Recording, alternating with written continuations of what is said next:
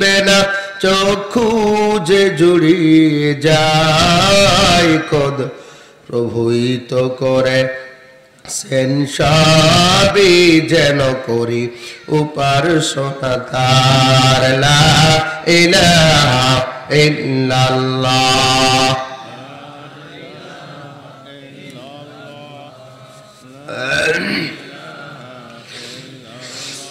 লা ইলাহা ইল্লাল্লাহ মুহাম্মাদুর রাসূলুল্লাহ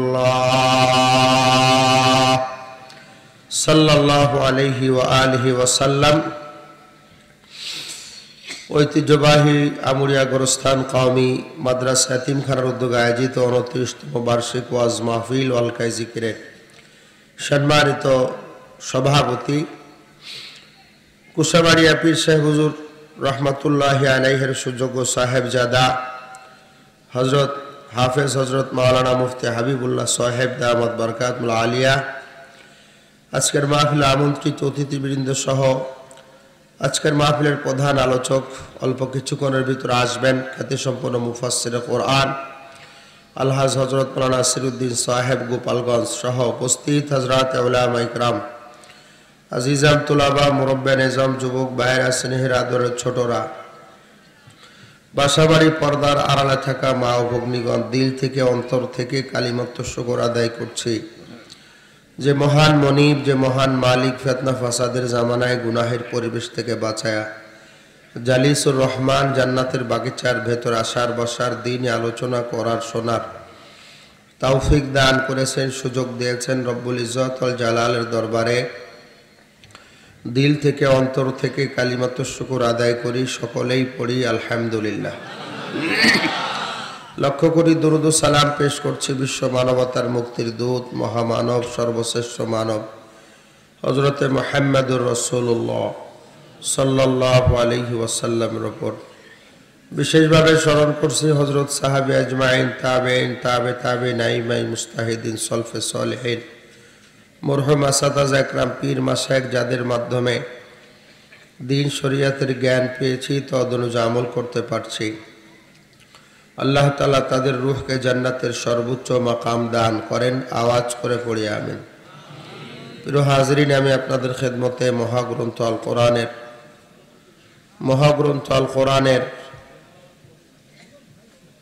58 নম্বর সূরা 28 নম্বর পারা 2 নম্বর পৃষ্ঠা সূরাতুল মুজাদালার 11 নম্বর আয়াতে কারিমার অংশ পড়েছি। নবী আলাইহিস সালাতু ওয়াস সালামের পবিত্র জবান নিঃসৃত বাণী থেকে এক টুকরা হাদিসে পাক পড়েছি। আল্লাহ তাআলা তৌফিক দিলে আয়াতে কারিমা হাদিসকে সামনে নিয়ে কিছু কথা আপনাদের খেদমতে আলোচনা করব। আল্লাহ তাআলা ইখলাসের সাথে আমলের নিয়তে বলার শোনার তৌফিক দান করেন। সকলেই পড়ি আমিন। মহব্বতের সাথে পড়ি আমিন। আলোচনা শুরু করার আগে আমি বিশেষ করে আমুরিয়াবাসী যারা এখনো আমুরিয়া বাজারে আছেন, দোকান পাশার এখনো খোলা রাখছেন, মুসলিম দোকানদার যারা আছেন তাদের বলছি, আপনারা মেহেরবানি করে আজকের জন্য দোকান অনেক ব্যবসা করছেন, আজকের জন্য দোকানগুলো বন্ধ করে আপনারা জান্নাতের বাগিচার ভেতরে এসে পড়ুন। কারণ আপনাদেরও ওয়াজ নসিহত শোনার প্রয়োজন আছে। কি বলেন, আছে কিনা? নাকি দোকানদার যারা ওরা মরবে না, সারা জীবন দোকানদারি করবে? মরবে না? মরে। আমি ঢাকা যেই মসজিদের প্রথম আমি খতিব, ওই মহল্লা একটা ঘটনা ঘটছে। বাড়ি সবার চাঁদপুরে বাড়ি, তো ঈদের আগেই সবাই চলে গেছে, আর ঈদের রাত্রে তো বেচা কিনা ভালো হয়। দোকানদার উনি ব্যবসা বাণিজ্য করছে, সারা রাত ব্যবসা বাণিজ্য করছে, দোকান বন্ধ। সকালে টেলিফোন দিতেছে, টেলিফোন ধরে না। ঈদের দিনে আর টেলিফোন ধরে না,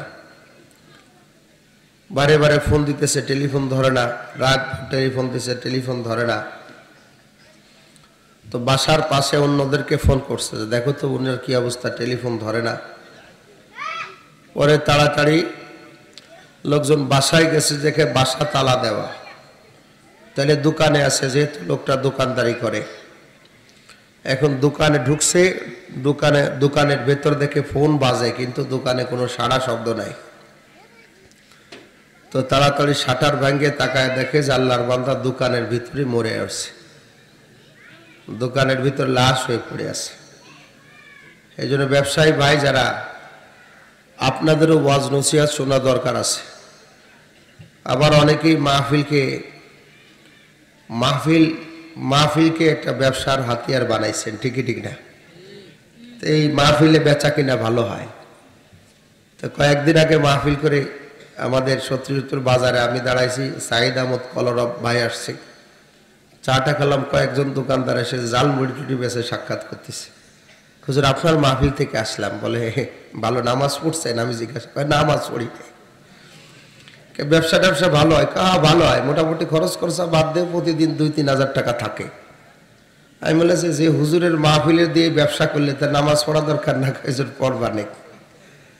তো ব্যবসা করতেছে মাহফিলের উদ্দেশ্যে, কিন্তু নামাজ পড়ে না। আছে কি আছে না জোরে কর? এটা তো হবে না। ওই গোরস্থানে যারা চাকরি করে ওদের কিন্তু লাশের ভয় নেই, কথা কন ঠিক ঠিক না? কারণ মৃত্যু দেখতে দেখতে আর কি ভয় নেই। এই যারা মাহফিলে বিভিন্ন দোকান পাশার ওয়াজ শুনতে শুনতে ওয়াজ মুখস্থ, কিন্তু নামাজ পড়ে না। আছে কি আছে না? এই জন্য ব্যবসায়ী ভাই যারা আছেন, ব্যবসায়ী বন্ধু যারা আছেন, মুরব্বী যারা আছেন, যেহেতু আপনাদের এই আমুরিয়া গোরস্থান মাদ্রাসা আপনাদেরই মাদ্রাসা, আপনারা এই মাদ্রাসায় সাহায্য সহযোগিতা করেন। এই মাহফিলের দিন আপনাদের একটু আল্লাহর জন্য, দিনের জন্য একটু কুরবানি করতে হবে। একদিন যদি আপনারা হয়তো ঘন্টা 1.5 বা 2 ঘন্টা যদি দোকান বন্ধ থাকে, 1 ঘন্টা দোকান বন্ধ থাকে, তাতে আপনার অনেক বড় লস হবে না। আমি চুয়াডাঙ্গা দর্শনে একটা মাহফিলে গেছি, তা বড় একটা বাজার উপর দিয়ে গাড়ি নিয়ে যাচ্ছে, দেখি বিরাট বাজার, কিন্তু সব দোকান বন্ধ। বিরাট বাজারে কোনো দোকান কি নেই, খোলা নেই। আমি বললাম ব্যাপার কি, এত বড় বাজার দোকান বন্ধ? বলে যে মাহফিলের দিন আমাদের বাজার কমিটির সিদ্ধান্ত, মাহফিলের দিন মাগরিবের পরে সব দোকান বন্ধ হয়ে যাবে। সুবহানাল্লাহ। দেখছেন? তো এইভাবে আসলে উচিত। ব্যবসায়ী যারা আছেন একটা দিনের জন্য আপনার ঈশা পর্যন্ত চালান, ঈশার নামাজ পড়া শেষ, এখন মেহেরবানি করে দোকানগুলো বন্ধ করে আপনারা চলে আসেন। হতে পারে আজকের মাহফিল আমার আপনার হিদায়াতের জরিয়া হতে পারে, কথা বলেন ঠিক ঠিক না? হিদায়াত হতে পারে, কারণ ওয়াজ নসিহাত এটা আল্লাহ তাআলা হাবিবের রসুল করিম সাল্লাল্লাহু আলাইহি ওয়াসাল্লামের যে জিম্মাদারি, এই জিম্মাদারি পালন করা মূলত, ঠিক কি ঠিক না? এই জিম্মাদারি পালন, হক্কানি পীর মাশায়েখ যারা আছেন দ্বীনের দাওয়াত প্রচার করেন, সব নবীওয়ালার দায়িত্ব পালন করেন, ঠিক কি ঠিক না? এই জন্য নবী আলাইহিস সালাম বলেন, বাল্লিগু আন্নী ওয়ালাউ আয়া, আমার পক্ষ থেকে যদি একটা আয়াত তোমরা জানো সেটা অন্যের নিকট পৌঁছে দাও। এটা হলো আমাদের জিম্মাদারি, এটা আমাদের কি জিম্মাদারি, আমরা জিম্মাদারি পালন করি। আমার আগে এক ভাই বলে গেছেন, বক্তারা কন্টাক্ট করে, বলছে কি বলছে না? এই সমস্ত বড় বড় বক্তা আমার কাছে তো কত মানুষ বলে যে হুজুর অমুক ঋণে দেন, আমরা 1 লাখ টাকা লাগে দেবো। তা বক্তা কি গেছে নাই যে আমরা দাওয়াত দাও বলছে বক্তা? আরে কথা কয় না। আল্লাহ পাক রব্বুল আলামিন সবার মাকাম এক করেন না, ঠিক ঠিক না? সবার মাকাম কি এক করেন না। রসুল করিম সাল্লাল্লাহু আলাইহি ওয়াসাল্লাম যদি আমাদের বাংলা পৃথিবীতে থাকতেন আর আমাদের বাংলাদেশে আসতো, নবীজিকে আমরা কি ঠেলা গাড়িতে আনতাম বিমানবন্দর থেকে? আরে কথা কয় না। এই দেশের শ্রেষ্ঠ গাড়িতে আনতাম, ঠিক ঠিক না? তো উলামা ইকরাম নবীর জিম্মাদারি পালন করবেন, তারা আসবেন, তারা যেই টাকা নেন তারা তো ভালো কাজে ব্যয় করে, ঠিক ঠিক না? মোহাম্মদ আজরানে তো 2 লাখ টাকা দেওয়ার মতো বহু লোক আছে, আছে কি আছে না? মাওলানা মোহাম্মদ আজরানে ওয়াজ শোনে না অনেকে, এই জন্য ঠিক না। আসলে এগুলো পাবলিকই বলার বিষয় না। আমার কাছে একটা ফতোয়া ছিল হাটহাজারী মাদ্রাসা থেকে, এটা আমার বলার বিষয় না, যেহেতু আগের হুজুর বলছে তা আমি একটু খোলাসা করছি। কারণ আমি উসমান গনি মুসাফির আপনাদের কাছের মানুষ, তারপরে তো 6 মাস আগে দাওয়াত দিয়ে রাখছি, প্রত্যেক দিন 2-3টা, আজকে তো একটা করতেছি। এই যে মুরব্বীদের অনুরোধে আমি এই মাহফিল ক্যান্সেল করলি, 1 সপ্তাহ আগে ক্যান্সেল করলে আমার মাহফিল অন্য জায়গা হয়ে যেত। কেন এটা বলতেছি, যে আমার এক ভাই বলছে যে কন্টাক্ট করে হ্যান ত্যান আগো বাগো, যার সুর নেই সে সুরের বিপক্ষে ওয়াজ করে, আছে কি আছে না? আশেপাশে সুর দিয়ে ওয়াজ করা, তোমার এগুলো বলা দরকার কি? দরকার আছে এগুলো না। তো হাটহাজারী মাদ্রাসা থেকে একটা ফতোয়া দেখলাম, হাটহাজারী মাদ্রাসার বেশ আগে, ওখানে স্পষ্ট লেখা আছে, হ্যাঁ প্রয়োজনে কন্টাক্ট করা জায়েজ আছে। কি আছে? ওটাই জায়েজ। হাটহাজারী উম্মুল মাদারিস থেকে ফতোয়া আসছে। কেন? মনে করেন আমি কুড়িগ্রামে মাহফিলে গেছি, কুড়িগ্রামে, তো কুড়িগ্রাম মাগুরা থেকে 400 কিলোমিটার, কত? তো 400 কত? 800 কিলোমিটারটা গাড়ি ভাড়া করলে 15,000 টাকার কমে হয়। আরে কথা হয় না? 15,000 টাকার কমে হয়। এখন আমি কিছু বলে গেলাম না, কথার কথা, আমি কিছু বলে গেলাম না, আমার হাতিয়ে দিল 10,000, তাহলে আর 5,000 দেবে কে? আরে কথা হয় না? আর 5,000 দেবে কে? এখন তো ইখলাসের ওয়াজ করি, এখন তো ইখলাসের ওয়াজ করি, গাড়ি আছে, ড্রাইভার আছে, খাদেম আছে, মিডিয়া আছে, নিজে আছি, কি আছে কি আছে না? খরচ দিবে কে? তো যা হোক, যেটা জরুর সেইটা আমাদের সামনে রাখতেই হবে। আল্লাহ বুঝার তৌফিক দান করেন। আর একটু জোরে বলেন আমিন। ভাইয়ের আমার, দোস্ত হবেরা, আমি আর কথা বাড়াবো না, যে আয়াতে কারিমা পড়েছি ডাইরেক্ট সেখান থেকেই আপনাদের খেদমতে কিছু কথা বলবো ইনশাআল্লাহ। তেলাওয়াত কি তো আয়াতে কারিমার তরজমা তাফসীর বোঝার আগে এই আয়াত নাজিল হয়েছে কেন, এটার শানে নুজুল বুঝতে হবে। সবাবুন নুজুল, শানে নুজুল। রাসূল করিম সাল্লাল্লাহু আলাইহি ওয়াসাল্লাম মদিনাতুল মুনাওয়ারার ভেতরে আসহাবে সুফফা সাহাবে আজমাইনের যেই মাদ্রাসা, যেখানে সাহাবে আজমাইন ইলমে দ্বীন শিখতেন, সেই জায়গাটা আজও মদিনাতুল মুনাওয়ারার মসজিদে নববীর রাসূল করিম সাল্লাল্লাহু আলাইহি ওয়াসাল্লামের রওজা আথার, আবু বকর সিদ্দিক, ওমর ইবনে খাত্তাব রাদিয়াল্লাহু তাআলা রওজা আথার ঠিক পূর্ব সাইডে একটা জায়গা এখনো ঘেরা আছে। এটা হলো রাসূল করিম সাল্লাল্লাহু আলাইহি ওয়াসাল্লামের মাদ্রাসা, সাহাবে আজমাইনের মাদ্রাসা। জোরে কও সুবহানাল্লাহ। মাদ্রাসা। আর এই যে আমুরিয়া গোরস্তান মাদ্রাসা, এটাও মাদ্রাসা। কথা বলে ঠিক ঠিক না? এখন কথা হলো যে এই যে মাদ্রাসার কথা বললাম, রাসূল করিম সাল্লাল্লাহু আলাইহি ওয়াসাল্লামের মাদ্রাসা, আমাদের দেশে এই মাদ্রাসা। আবার মাদ্রাসা নামে আরেকটি মাদ্রাসা আছে, আলিয়া মাদ্রাসা। কি বলেন? বাংলাদেশে আছে কি আছে না? আলিয়া মাদ্রাসা।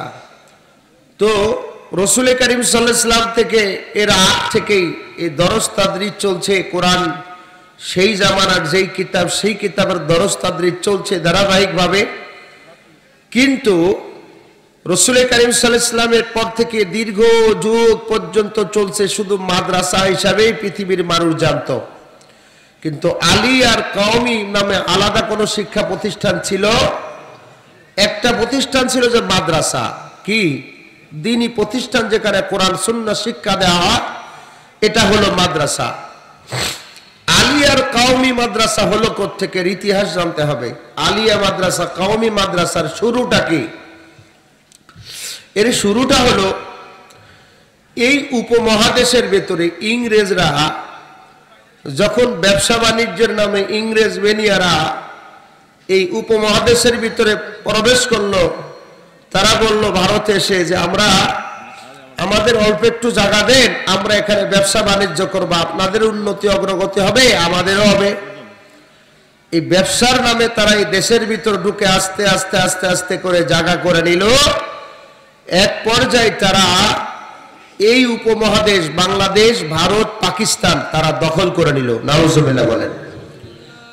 ইংরেজরা এই দেশের শাসন ক্ষমতা, রাষ্ট্র পরিচালনা শুরু করলো। ইংরেজরা রাষ্ট্র পরিচালনা শুরু করে ইংরেজরা আস্তে আস্তে আস্তে আস্তে করে তারা দ্বীনি শিক্ষা প্রতিষ্ঠানগুলো বন্ধ করা শুরু করে দিল। তারা বিভিন্ন মসজিদ মাদ্রাসা 50,000-এর বেশি মাদ্রাসাকে তারা বন্ধ করে দিল। নাউজুবিল্লাহ বলেন। মাদ্রাসা বন্ধ করে দিল। এখন যাদের ভিতরে দ্বীনের চিন্তা চেতনা আছে, দ্বীন শরীয়তের মোহাব্বত যাদের ভিতরে আছে, তারা কিন্তু দ্বীনের মোহাব্বতের খাতিরে, দ্বীনের মোহাব্বতের কারণে তারা বাতিলকে পছন্দ করে না। কথা কোন ঠিক না? এখন ইংরেজরা দেখলো যে এরা তো দ্বীনি প্রতিষ্ঠান বন্ধ করে দিচ্ছে, আমাদের বিপক্ষে আন্দোলন হচ্ছে, অনেক যুদ্ধ হলো, শাহ আমিনের যুদ্ধ হলো, অনেকে শহীদ হলো, হুসাইন আহমদ মাদানী রহমতুল্লাহ আলাইহি যুদ্ধ করলেন, অনেকেই যুদ্ধ করলেন, অনেকে শহীদ হলেন। এই জন্য ইংরেজরা তখন বুদ্ধি করে একটা মাদ্রাসা প্রতিষ্ঠিত করলো। এই মাদ্রাসার নাম দিল কলকাতা আলিয়া মাদ্রাসা। কলকাতা আলিয়া মাদ্রাসা। তাহলে বুঝতে পারছেন এই মাদ্রাসাটা কোত্থেকে আসলো? ইংরেজরা এই মাদ্রাসাটা প্রতিষ্ঠিত করলো কলকাতা আলিয়া মাদ্রাসা নামে। আলিয়া মাদ্রাসা নামে মাদ্রাসা প্রতিষ্ঠিত করলো।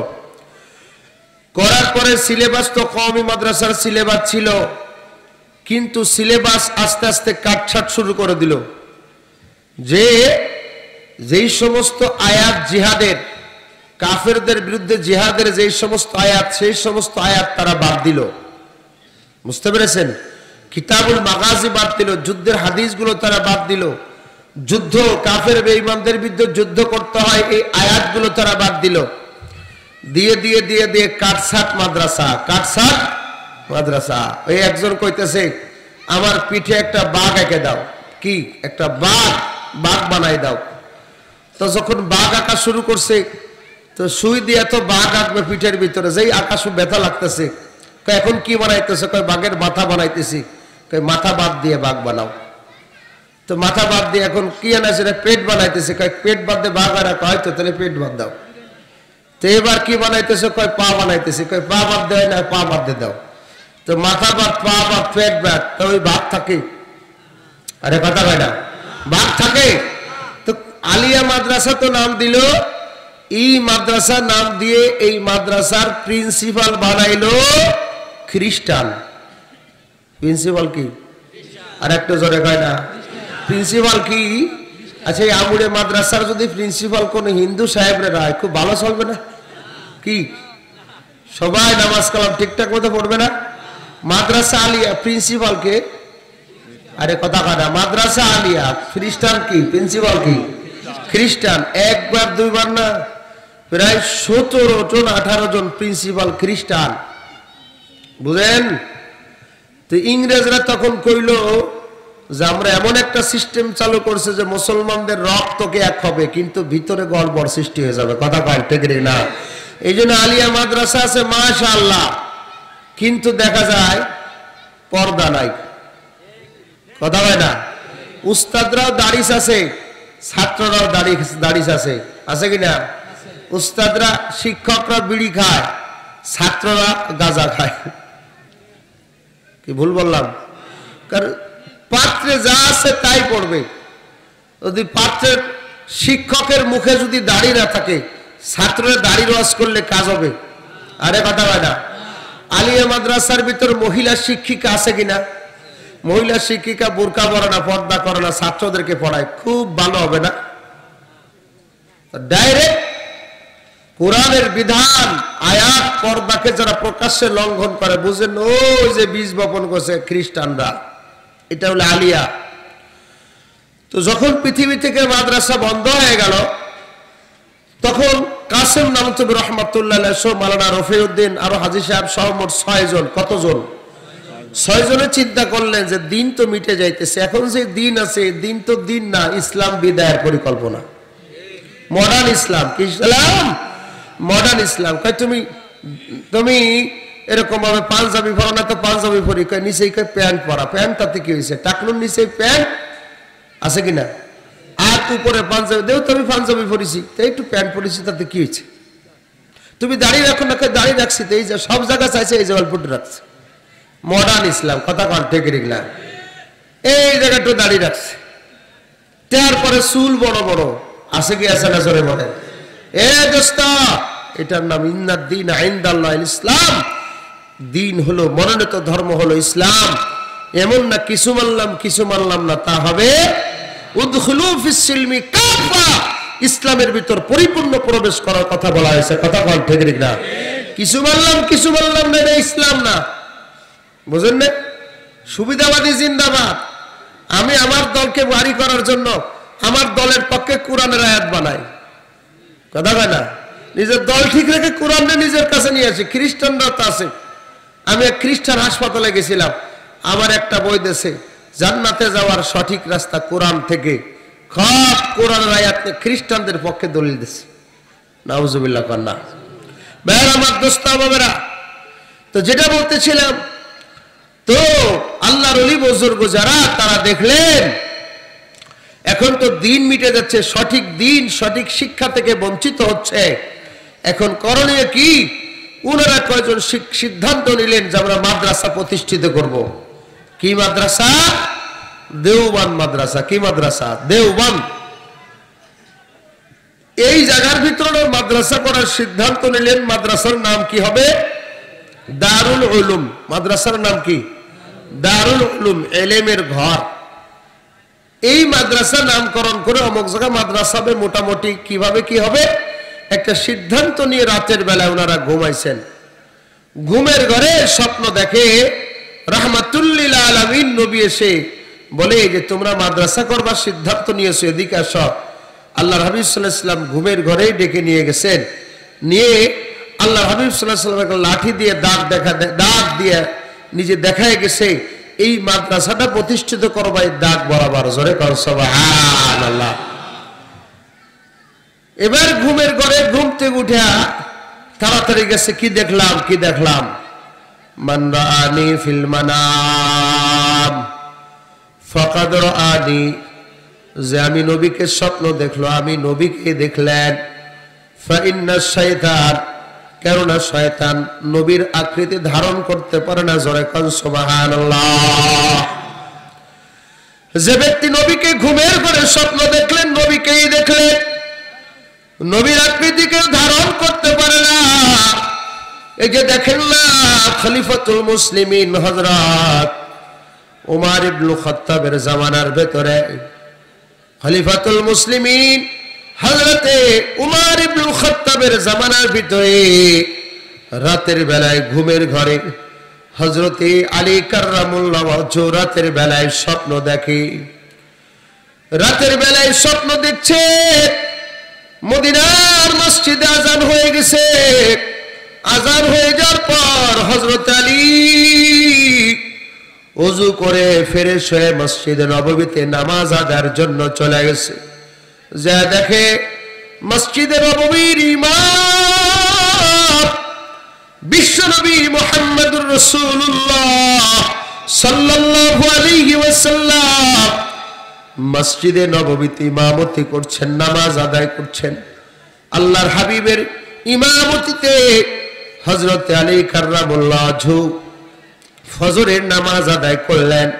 ফজরের নামাজ আদায় শেষ হওয়ার পর এবার আল্লাহর হাবিব সাহাবীদের দিকে ঘুরে বসার পর হঠাৎ করে একজন মহিলা এসে স্বপ্নের ভিতরে দেখে একজন মহিলা তার নতুন গাছের খেজুর নিয়ে আসছি। এসে বলে, ওগো নবী, এই যে আমার গাছের নতুন গাছের প্রথম খেজুর, এই খেজুর আপনি সাহাবীদের মাঝে বন্টন করে দেন। এই সাউন্ড কমাইছো কেন? বলো, আমার প্রথম গাছের এই খেজুর সাহাবীদের মাঝে আপনি বন্টন করে দেন। আল্লাহ হাবিব সরকারে দো আলম এবার সাহাবীদেরকে দিয়ে খেজুর একটা করে সব সাহাবীদেরকে দিতেছে। হযরত আলী তো ঘুমের ঘরে স্বপ্ন দেখে, কি সুন্দর স্বপ্ন দেখে, ঘুমের ঘরে নবীজির হাতের খেজুর খায়। সুবহানাল্লাহ। আর আমরাও স্বপ্ন দেখি ঘুমের ঘরে, যুবক স্বপ্ন দেখে যে ওই যে নান রুটি আর গ্রিল খাইতেছে, মুরগি পোড়া খাইতেছে। নান রুটি আর গ্রিল খাইতেছে। সকালবেলা ঘুম থেকে উঠা দেখে বালিশের সব তুলা তার মুখের ভিতরে, বালিশটা ছিঁড়া। ঘুমের ঘরে নান রুটি খাইতেছে, বালিশের তুলা সব গালের ভিতরে। আমরাও স্বপ্ন দেখি, তারাও স্বপ্ন দেখে, ঠিক কি ঠিক না? জোরে কয়। সারাদিন যা চিন্তা করি ঘুমের ঘরে তাই দেখি, ঠিক কিনা?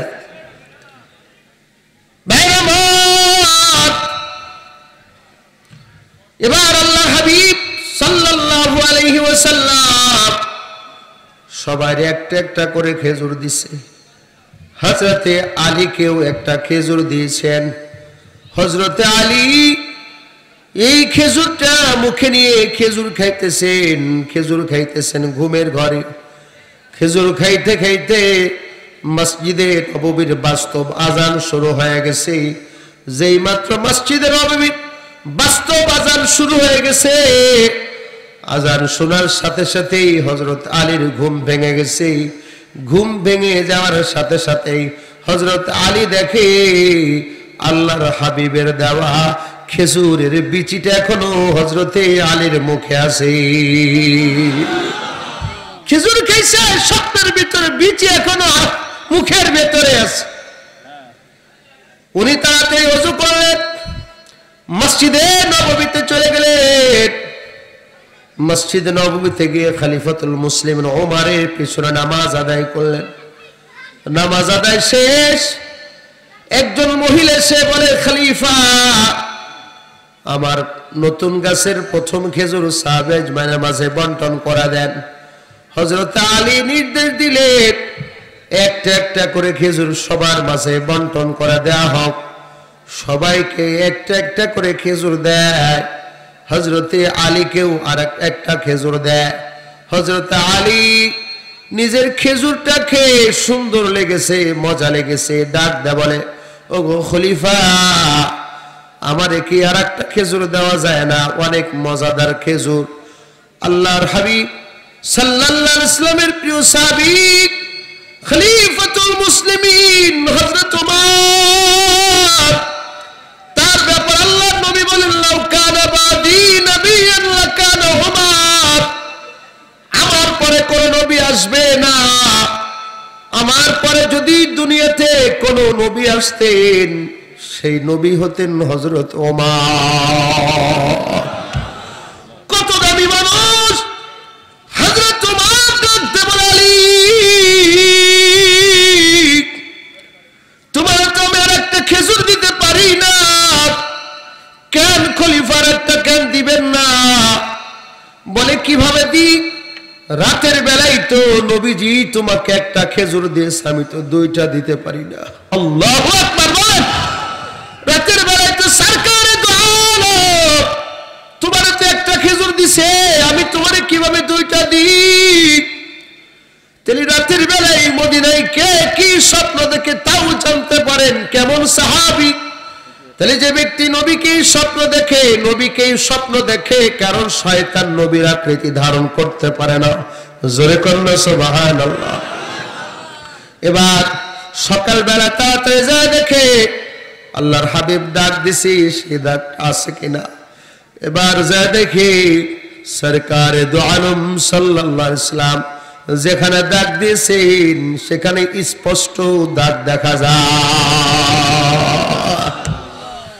সেখান থেকে দারুল উলুম দেওবন্দ মাদ্রাসা প্রতিষ্ঠিত হলো। এখন এই জায়গার নাম কই দেওবন্দ। ইতিহাসের কিতাবের ভিতর লিখছে জায়গার নাম দেওবন্দ। কেন? দেও মানে দেও দানব, দেও মানে কি? দেও দানব, বন মানে বন্দি করা। তার মানে দেওবন্দ মাদ্রাসার এই জায়গা নিয়ে একটা ইতিহাস আছে যে কোনো এককালে এই জায়গার ভিতরে এরকম ভাবে এই জায়গার ভিতরে সমস্যা ছিল। বলে কি সমস্যা? অনেক আগের ইতিহাস কিতাবের ভিতর লিখছে যে এখানে সমস্যা ছিল। বলে সমস্যাটা কি? বলে এই এলাকার ভিতরে নিয়ম ছিল যে এলাকার ভিতরে ঝড় হাওয়া হয়তো, বড় মহামারী দেখা দিত, জলোচ্ছ্বাস দেখা দিত। তো মুক্তির উপায় ছিল প্রতি বছর সুন্দরী একটা মেয়েকে সাজিয়ে গুজিয়ে এখানে যেখানে দেওবান নামক এই জায়গার ভিতরে হিন্দুদের 2 লাখ টাকা বরাদ্দ, 2 লাখ টাকা দিছি, খরচের টাকা আমি দিছি, ওই টাকাতে স্যারেরা ধরি নাই। সুবহানাল্লাহ। ক্লিয়ারে 7 লাখ টাকা বরাদ্দ পাইছে, সব মসজিদ মাদ্রাসা দিয়ে দিছি, মন্দিরে দিয়ে দিছি, 7 লাখ দিয়ে দিছি আলহামদুলিল্লাহ। 17 লক্ষ টাকার বরাদ্দ দিছি, ইটের সলিং দিয়ে দিছি, মাটি বরাদ্দের টাকা খাওয়ার সুযোগ নেই আলহামদুলিল্লাহ। অনেক মেম্বার আছে এখানে। ভাইরা আমার, দোস্ত বাবারা, আল্লাহওয়ালা নেককার শাসক, চেয়ারম্যান, মেম্বার, এমপি, মন্ত্রী দরকার আছে কি আছে না? জোরে কান আছে কি আছে না? জোরে কান। আমি মনে করেন 17 লাখ টাকা বরাদ্দ পাইলাম, এটা টাকা, আর এমপিরা পায় কোটি কোটি টাকা, 30-40 কোটি টাকা বছরে, কথা কন ঠিক না?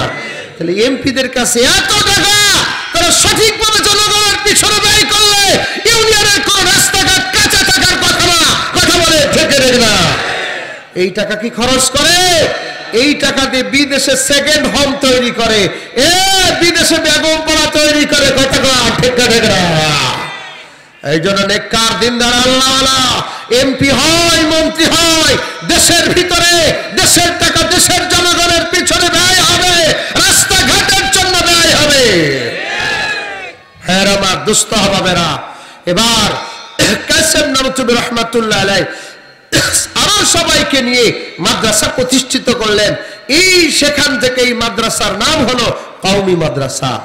যেরকম সুবহানাল্লাহ। এই কওমি মাদ্রাসার ভিতরে অনেক শাখা আছে। এই কওমি মাদ্রাসার ভিতরে প্রথম হলো নুরানি শাখা। প্রথম কি? নুরানি শাখা। এখানে আলিফ বা থেকে শুরু করা হয়, এরকম ভাবে প্লে থেকে নার্সারি প্লে, এরপরে 1 2 3 4 5 এই ক্লাস, এরপরে মনে করেন যারা হেফজখানায় যাওয়ার মতো হেফজখানায় চলে যায়, তাহলে হেফজখানায় তার কওমি শাখা। হেফজখানা কি? কওমি শাখা। এরপরে যারা জামাত বিভাগে পড়তে চায় দাওরা হাদিস পর্যন্ত, দাওরা হাদিসের পরে যারা এরকম ভাবে ফিকহ নিয়ে মুফতি হতে চায় মুফতি পড়তে পারবে, হাদিস নিয়ে পড়তে চায় মুহাদ্দিস হাদিস হবে, তাফসীর নিয়ে পড়তে চায় তাফসীর, যার যেটা ইসলামী অর্থনীতি নিয়ে পড়তে চাইলে তার সুযোগ আছে। কথা কোন ঠিক না? ভাইরা আমার, দোস্ত বাবারা, তো দ্বীনি প্রতিষ্ঠান মাদ্রাসা নিয়ে আজকে কথা বলতেছিলাম, মাদ্রাসার ইতিহাস আপনাদের সামনে বলছিলাম। এই কওমি মাদ্রাসাগুলো আপনাদের সাধারণ মানুষের সাহায্য সহযোগিতা বেশি থাকে, আর যার যেখানে সাহায্য সহযোগিতা বেশি তার সেখানে দরদ আর মোহাব্বত ভালোবাসা বেশি। কথা কয় না? যেখানে আপনার 5টা টাকা আছে সেখানে আপনার দরদ আছে। কথা বলেন না? এই জন্য একজন শ্বশুর বাড়ির থেকে এরকম ভাবে নিজে একজন 100 টাকাতে একটা জুতা কিনছে, কয়শো না ফুটপাতে জুতা বিক্রি করে 100 টাকা, 100 টাকাতে জুতা আর 5000 টাকা দামের শাল। এই 5000 টাকা দামের শাল 100 টাকা জুতা মুস্তাছে। কিরে তোর মাথা খারাপ, এই সামান্য জুতা তুই তো দামি শাল দিয়ে পরিষ্কার করতেছিস? মানে বললেন না, এই জুতা হলো আমার নিজের টাকা দেখি না, আর শাল হলো আমার শ্বশুর বাড়ির দেওয়া। সেই জন্য 5000 টাকা শালের গুরুত্ব নেই, কেন? ও নিজের টাকাতে জুতা কিনা। কথা কন ঠিক না? তো ঠিক অনুভাবে এই মাদ্রাসাগুলিতে যাদের অর্থ আছে, 5টা টাকা আছে, 10টা টাকা আছে, 1000 আছে, 2000 আছে, 5000 আছে, 10,000 আছে, এই মাদ্রাসার প্রতি তাদের দরদ আছে। কথা বলেন না? এই মাদ্রাসার প্রতি তাদের মহাব্বত আছে। এই জন্য দেখেন না, এই মাদ্রাসার প্রতি মহাব্বত, মাদ্রাসার উলামা ইকরামের সাথে মহাব্বত, মাদ্রাসার তালিবে ইলমের সাথে মহাব্বত, এটা আপনার জান্নাতে যাওয়ার কারণ হবে। কারণ কি? বুখারী শরীফ হাদিস আসছে, আল্লাহ রাসূল সাল্লাল্লাহু আলাইহি ওয়াসাল্লাম বলেন, ইয়াসফাউ ইয়াউমাল কিয়ামতি সালাসাতুন, কিয়ামতের ময়দানে 3 শ্রেণীর ব্যক্তি জান্নাতে যাওয়ার জন্য সুপারিশ করবে। জোরে বলেন সুবহানাল্লাহ। কয় শ্রেণীর ব্যক্তি? 3 শ্রেণীর ব্যক্তি। 1 নম্বর আল আম্বিয়া, নবীগণ কিয়ামতের ময়দানে তার উম্মতদেরকে সুপারিশ করে জান্নাতে পৌঁছায় দিবে। সুবহানাল্লাহ বলেন। 2 নম্বর সুম্মাল উলামা, উলামা ইকরাম সুপারিশ করবে। জোরে কোন সুবহানাল্লাহ। আসছে নারে তাকবীর। প্রধান বক্তার আগমন, আল্লামা নাসিরউদ্দিন যুক্তিবাদী সাহেবের আগমন। নারে তাকবীর। মাগুরাবাসীর পক্ষ থেকে নারে তাকবীর। আল্লাহ হুজুরের হায়াতে বরকত দেন, জোরে বলেন আমিন। আমারে বড় মহব্বত করে, আমিও মহব্বত করি, আলহামদুলিল্লাহ বলে। আমি গোপালগঞ্জে হুজুরের মাদ্রাসার পাশে দুদিন ব্যাপী একটা মাহফিলের লাস্টের দিনের প্রধান বক্তা। তো হুজুর আবার ওই দিন কোনো কারণে মাহফিল ক্যান্সেল হয়েছে, হুজুর জায়গায় মাগুরের বক্তাকে চলাই ধরছে, খুব মহব্বত করে। পরে বলছে উসমান গনি সাহেব আপনি রাত্রে আমার মাদ্রাসায় থাকবেন। ঠিকই, আমি ওনার মাদ্রাসায় রাত্রে থাকছি। উনি সকালবেলা বাসার থেকে মনে হয় নাস্তা বানাবার জন্য পাঠাইছে, আলহামদুলিল্লাহ বলে। এই যে একটা মহব্বত দেখেন। ওরা ব্যস্ত মানুষ, গোপালগঞ্জে গেলেই ফোন দিয়ে, ওদিকে গেলে বরিশালে গেলে ফোন রিসিভ করে, আসেন মাদ্রাসা আসেন, আলহামদুলিল্লাহ। এই যে মহব্বত ভালোবাসা, এটা দরকার আছে কি আছে না? জোরে বলেন। আল্লাহ হুজুরের হায়াতে বরকত দেন, জোরে বলেন আমিন। সুস্থতার নিয়ামত দেয়া দেন, আমিন। বিরাট বড় মাদ্রাসা চালায়, আলহামদুলিল্লাহ। হুজুর তো বয়ানে মাঝে মাঝে বলে বিরাট বড় মাদ্রাসার মুহতামিম সভাপতি। আল্লাহ হুজুরের মাদ্রাসাটাকেও কবুল করে নেন, জোরে বলেন আমিন। তো যাও, আমি খুব অল্প সময় শেষ করে দিব। হুজুর যে কোন ফাঁকে আসছে আমি আর খেয়াল করি নাই, তাহলে আমি আরো আগে একটু সংক্ষিপ্ত করে ফেলতাম। যা হোক, আমি কথা বরাবর। তো উলামা ইকরামের মহব্বত, ভালোবাসা, মাদ্রাসা মসজিদের ভালোবাসা দরকার আছে কি আছে না? জোরে বলেন। বলে উলামা ইকরামের মহব্বত ভালোবাসা, এটাও শরীয়ত, কথা কয় না? এটাও শরীয়ত। উলামা ইকরামকে মহব্বত করা, উলামা ইকরামকে ভালোবাসা, মা বাবাকে ভালোবাসা যেমন মহব্বতে শরী, নবীকে ভালোবাসা মহব্বতে শরী, উলামা ইকরামকে মহব্বত করা হুব্বে শরী, এটাও শরীয়তের অন্তর্ভুক্ত। কথা বলে ঠিক ঠিক না? যদি কোনো ব্যক্তি আলেমকে গালি দেয়, আলেম হওয়ার কারণে সে কাফের হয়ে যাবে, সে নতুন করে কলেমা করে মুসলমান হতে হবে, এত কঠিন কথা আসছে। এই জন্য উলামা ইকরামের সাথে মহব্বত ভালোবাসা রাখা দরকার আছে কিনা? আর জোরে বলেন। উলামা ইকরামকে মহব্বত করব, উলামা ইকরামকে ভালোবাসবো, তালিবে ইলমকে ভালোবাসবো।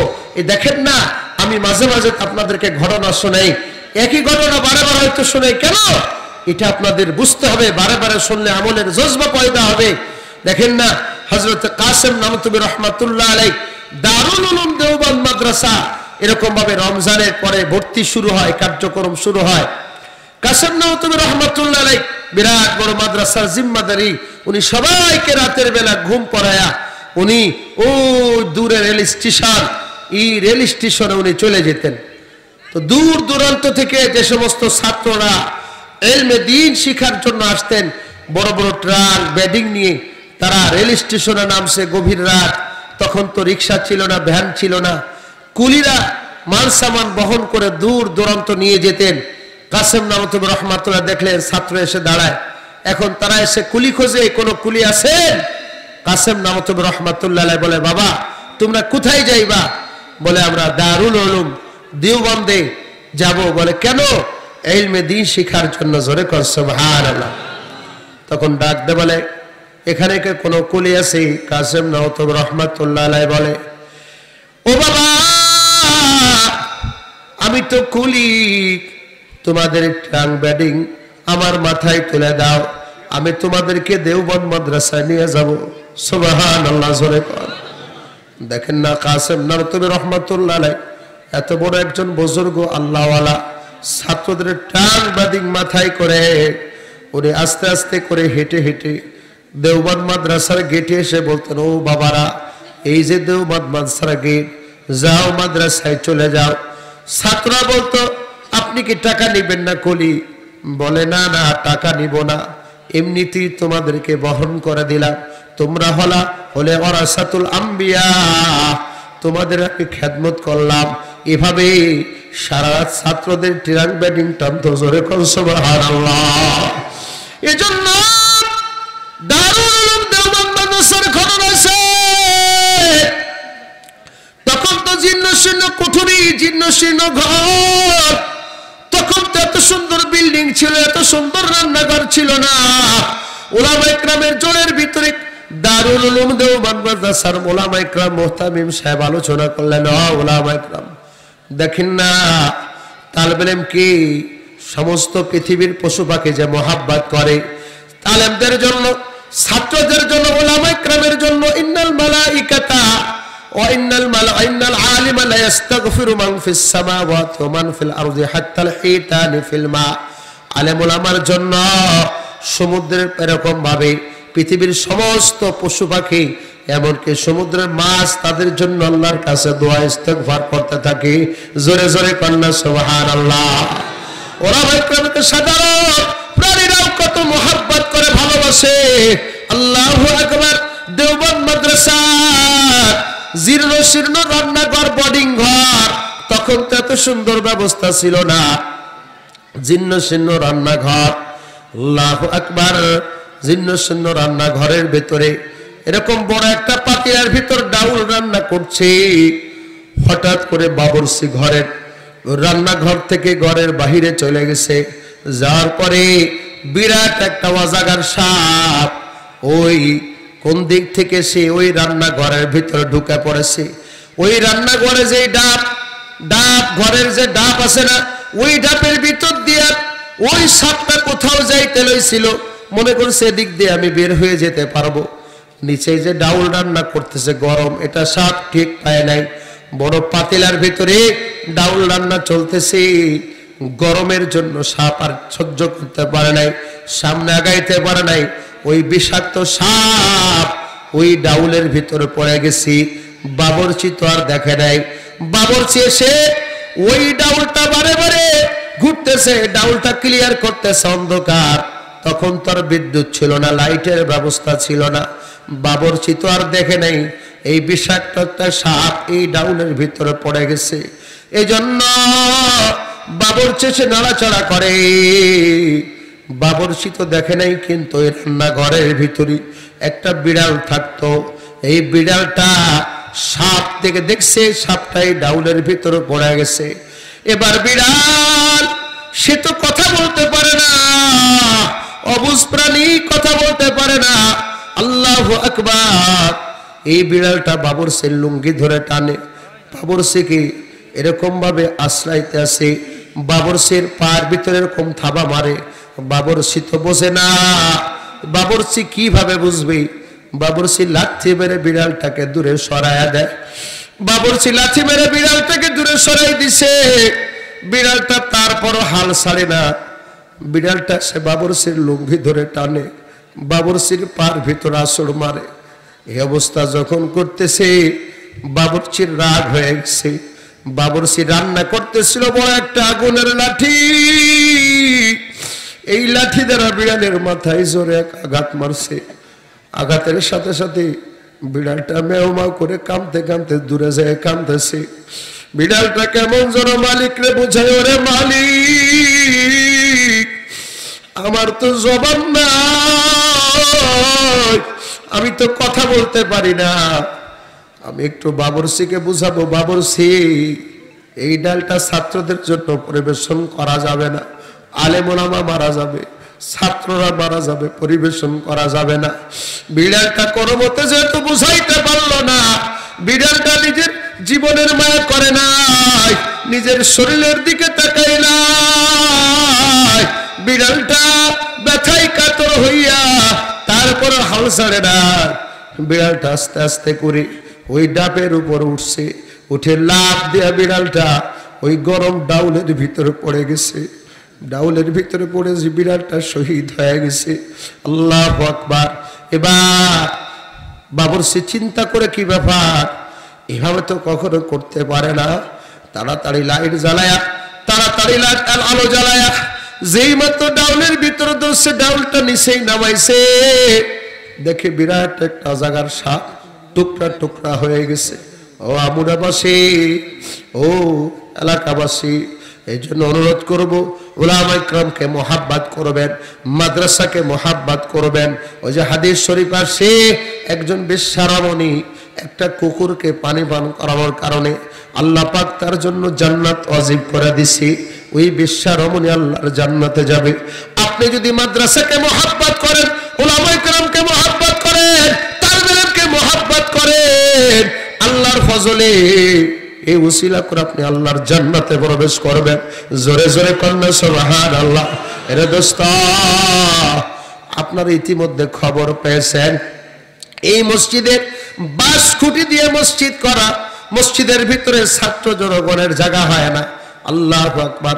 মসজিদের সাথে যে ঘরটা আছে জীর্ণ শীর্ণ অবস্থা, আল্লাহর ফজলে এখানে আল্লাহর ঘর মসজিদের কাজ শুরু হবে, মাদ্রাসার কাজ শুরু হবে। এ দোস্তরে, হাদিস শরীফের ভিতর সে আল্লাহর হাবিব ফরমান, মান বানা লিল্লাহি মসজিদা বানাল্লাহু লাহু বাইতান ফিল জান্নাহ। যে দুনিয়ার ভিতরে আল্লাহ পাক রব্বুল আলামিনের সন্তুষ্টির জন্য আল্লাহর ঘর মসজিদ বানাবে, আল্লাহ রব্বুল আলামিন তার জন্য জান্নাতের বালাখানা বানায় দিবে। জোরে জোরে কন্যা সুবহানাল্লাহ। আল্লাহ পাক জান্নাতের বালাখানা বানায় দিবে।